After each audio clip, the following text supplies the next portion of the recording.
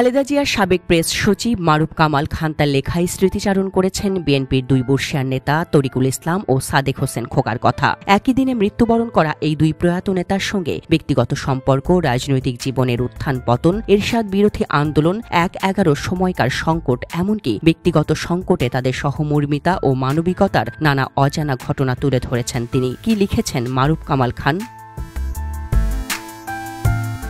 মারুফ কামাল খান লেখেন, আগের বছর গেলেন তরিকুল ভাই, তার পরের বছরেই খোকা ভাই। আশ্চর্য মিল তরিকুল ইসলাম ও সাদেক হোসেন খোকার। দুজনেই ঠিক একই তারিখে চিরবিদায় নিলেন এই দুনিয়া থেকে। ৪ নভেম্বর তারা দুজনেই প্রধানমন্ত্রী বেগম খালেদা জিয়ার সরকারে ছিলেন ক্যাবিনেট মন্ত্রী হিসেবে। খোকা মন্ত্রীর মর্যাদায় অখণ্ড ঢাকার মেয়রও ছিলেন। তবে বয়সে তারা সমান ছিলেন না, দুজনে এক লেভেলের রাজনীতিবিদও ছিলেন না। তরিকুল ছিলেন বেশ সিনিয়র এবং খোকারও নেতা। দুজনেই মাওলানা ভাসানীর অনুসারী ছিলেন, ছাত্র ইউনিয়ন ও ন্যাপ পড়তেন, মুক্তিযুদ্ধ করেছেন।